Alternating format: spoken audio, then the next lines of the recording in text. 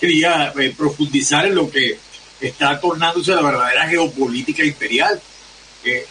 Decretan, convencen a Hezbollah, el Líbano, de hacer una paz, un alto al fuego, no es ninguna paz, un alto al fuego, más para rearmar a Israel y llenarle otra vez los arsenales de bombas, llevarle los insumos que necesitan para seguir matando niños y niñas y mujeres en Gaza, en toda Palestina, y lo propio en Líbano, lo propio en Siria, y de manera simultánea estalla esto en el este y el noroeste de Siria. Los kurdos, protegidos por Bashar al-Assad, reaccionan de esta manera. Habían tenido un estatus hasta de respeto, y la gente de Al-Qaeda, que es la misma gente hiperterrorista que supuestamente derribó las Torres Gemelas, bueno, los que han podido informarse saben que no es así, que fue un autogol de los Estados Unidos, operación de falsa bandera, pero en todo caso, ellos que hablan del terrorismo, que dicen que Cuba es una nación que con sus médicos, me imagino, y con su internacionalismo solidario está promoviendo el terrorismo, ellos entrenan, financian, apoyan y protegen a grupos como Al-Qaeda, Estado Islámico, ISIS, Al-Nusra, y esta es la misma gente que hoy está asesinando a hombres y mujeres y niños en Alepo, en Homs y en todo lo que es Idlib. La respuesta ayer fue brutal de parte del Estado ruso. En un solo día de operaciones, 56 convoyes destruidos, y se habla de más de 400 terroristas dados de baja. Pero la organización y la sincronía con la que se realizó el ataque nos hablan de que esto se venía preparando. De manera simultánea y con mucho disimulo, veo las acciones de calle en Tbilisi, en Georgia. Si escuchan en las emisoras de Argentina que dicen Georgia, no es Georgia, es Georgia, así se pronuncia en el idioma original. Georgia es un estado del sur de los Estados Unidos, donde era James Carter. Está encima de Florida, en la costa este, estado de gran productor de maní en los Estados Unidos y gran productor de desgracia para los negros, uno de los estados con peor conducta en el tratamiento de las personas afrodescendientes. Entonces les decía, en Georgia vemos una cosa bien simpática, Santiago Ernesto. La presidenta es una mujer que ni siquiera es georgiana. Ella nació en Francia, nació en París, hija de georgianos, y va con estatus diplomático como embajadora de Francia, y ahora es la presidenta. Va a elecciones y el partido Sueño Georgiano le da una paliza. Le dieron hasta en el DNI, le dieron con los votos la gente, la aplastaron. Acusan al partido Sueño Georgiano de ser prorruso, porque con esa mayoría parlamentaria congelaron unas negociaciones. Es el mismo Euromaidán de 2007 y hecho realidad en 2013-2014, que hicieron en Ucrania y que llevaron a ese país a la nada, como está hoy en día. Congelaron las negociaciones, las conversaciones para ingresar a la Unión Europea. No quiere la mayoría de georgianos, no quiere ingresar a la Unión Europea, no quiere ser parte de la OTAN, pero la lógica occidental es que todo lo que sea países bálticos, todo lo que esté alrededor de Rusia, hay que meterlo en esa lógica criminal para seguir geopolíticamente molestando a Putin, a ver si en algún momento el hombre se obstina y le da el botón de los misiles. Yo creo y estoy seguro de que a motu propio Vladimir Vladimirovich Putin no lo va a hacer. Pero les decía, vemos cómo tapan un hueco o disimulan tapando un hueco con el Líbano, y de manera simultánea arrecian contra Gaza, arrecian contra Siria, y vemos este tipo de brote como el que estamos viendo en Tbilisi. Las manifestaciones de calle, Santiago Neto, son idénticas de Caracas en 2014, cuando esta gente pierde las elecciones y se pusieron como locos. empezaron a tirar cohetones, 2017, era terrible. El mismo tipo de armas. Y supuestamente son presos políticos los que asesinan. 79 muertos, ahora 20 y tantos muertos. Pero estos asesinos hay que llamarlos héroes, hay que llamarlos presos políticos. Yo no entiendo cómo un criminal que comete un delito público y notorio, porque además votaban a la gente y se filmaban haciéndolo, se le puede dar el estatus de preso político. El tiempo, el implacable que va pasando, nos dice que es hora de darle poner la pelota en la cancha de Santiago Ernesto para que nos siga conversando sobre esa nada sencilla realidad argentina. No, primero quería seguir conversando acerca de las cosas que planteaste. Pareciera que el imperialismo tiene como método la guerra continua. Por ahí, si en un lugar toma respiro, crece en otro lugar. Por ejemplo, ahora está la tregua en Líbano y Gaza, y por otro lado, arrecia lo de Siria. Y bueno, y esto revela también que cuando se habla de Medio Oriente, el conflicto nunca es palestino-israelí. Por la intervención siempre de Estados Unidos, Gran Bretaña y en tercer lugar Francia, pero también porque se ataca a los países que emergen. Por ejemplo, lo hicieron con Egipto, lo hicieron con Siria, lo hicieron con Irán, con Irak, lo intentaron con Irán y hasta ahora no lo han logrado, pero al resto de los países... Tenía el índice de desarrollo humano más alto de África. Claro, bueno, Libia también, sí. ¿Qué es Libia ahora? ¿Qué es Libia ahora? Y ahora Libia se transformó en un montón de pedazos cada vez más deteriorados.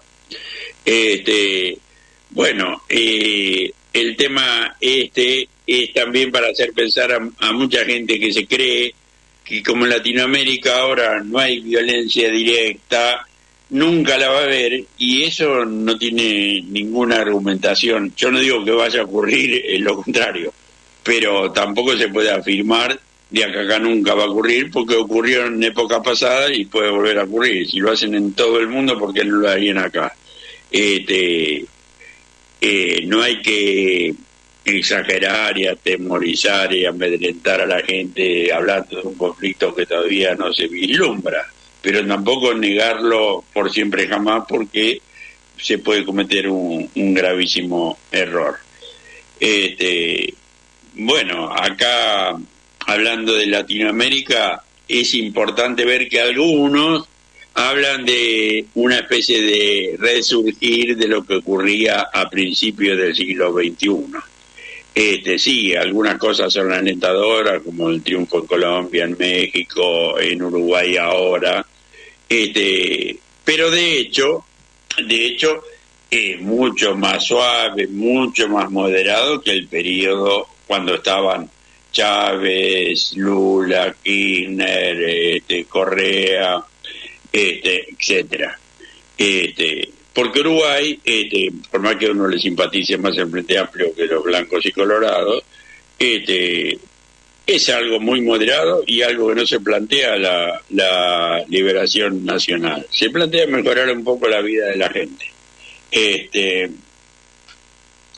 En Uruguay también estuvo en los comentarios de Mujica el otro día, que me parecieron en general desafortunados, e incluso hablando de vejeces de otros, cuando él es más viejo que todos esos ahora y también cuando asumió. Mira, muy poco caballero de Pepe, seguro van a justificarlo por la edad. Ni siquiera voy a hablar de Venezuela. Cristina mandándole un abrazo a Yamandu Orsi y pidiéndole felicitar a Pepe, a quien le tiene mucha estima, y el mismo día el Mujica hablando barbaridades de Cristina. Bueno, entonces tú te pones a pensar, bueno, ¿qué intereses realmente defiende Pepe Mujica? Ese es el tan... Al menos uno podría tener la certeza de que esa aura de alguien sabio y que sabe mucho y que debe ser un guía es totalmente falsa, porque criticó a todos los gobiernos habidos y por haber, y por qué no hace un poco de autocrítica. Está bien que todos miremos un poco al exterior también, tenemos que mirarnos a nosotros mismos. Mira, también.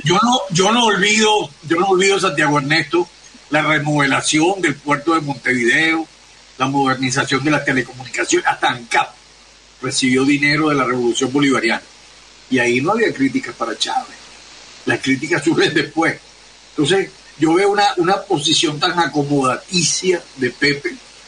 ¿Qué hizo? Bueno, debemos darle las gracias por ponernos al secretario general del Ministerio de Colonia, al señor Almagro. Aquí le decimos Almugre.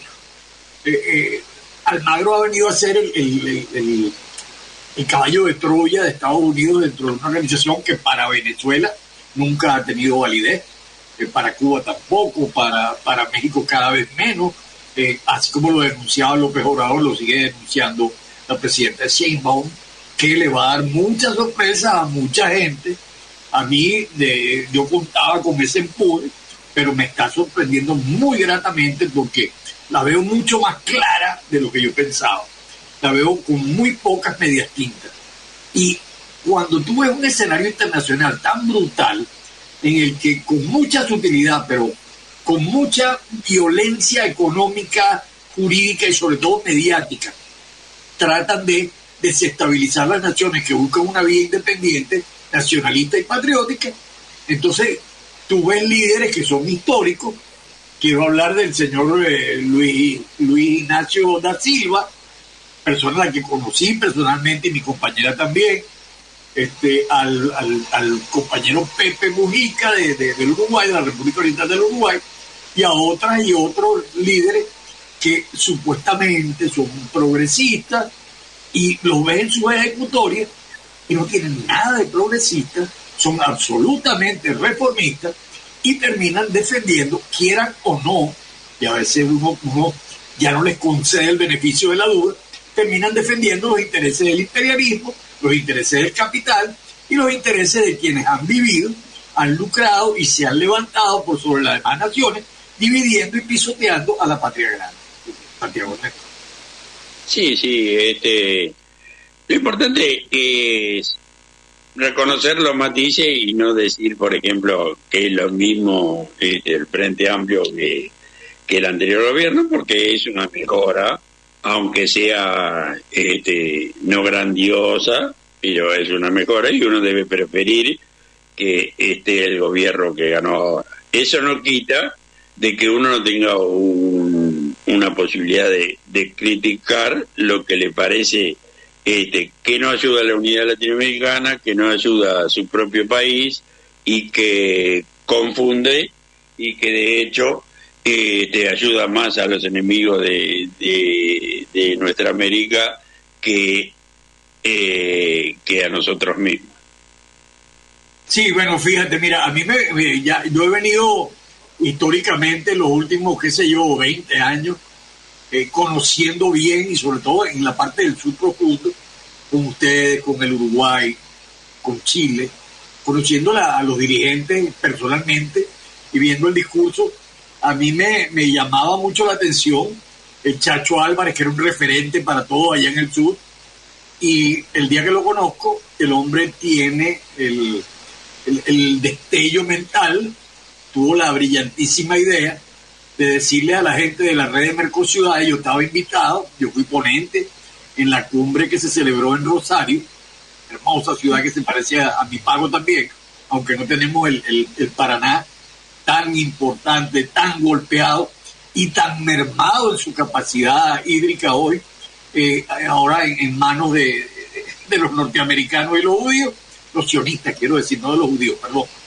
Y decía el Chacho Álvarez en esa cumbre que no se preocuparan, que Chávez era un accidente histórico, que dejaran entrar a las ciudades venezolanas a la red. Ya estaba Barquisimeto invitada, era la única ciudad que estaba en la red de Mercociudades, y el Chacho hablando maravillas, diciendo que no se preocuparan, que lo de Chávez era transitorio y que Venezuela volvería al redil, no sé a qué redil, pero bueno, te podrás imaginar que yo tuve una conversación en privado con el señor Chacho Álvarez después de que terminó esto. Yo me estaba iniciando en las líderes de las redes internacionales de cooperación Y yo no era Chacho Álvarez, yo era simplemente el director de internacionales de la única intendencia venezolana en la red, y me encargué de explicarle, y la historia me ha dado la razón, que Chávez no era ningún accidente histórico, y que bueno, que iba a continuar no solo el modelo de país, sino que iban a continuar los cambios en la búsqueda de una sociedad más justa y, por supuesto, en el marco de la integración de la patria grande, que es uno de los ejes transversales. Lo tenemos hasta en la Constitución venezolana y aparece en todos y cada uno de nuestros planes sexenales de gobierno. Es hora, Santiago Ernesto, de identificar, y estaremos regresando para continuar con la segunda hora de la patria grande.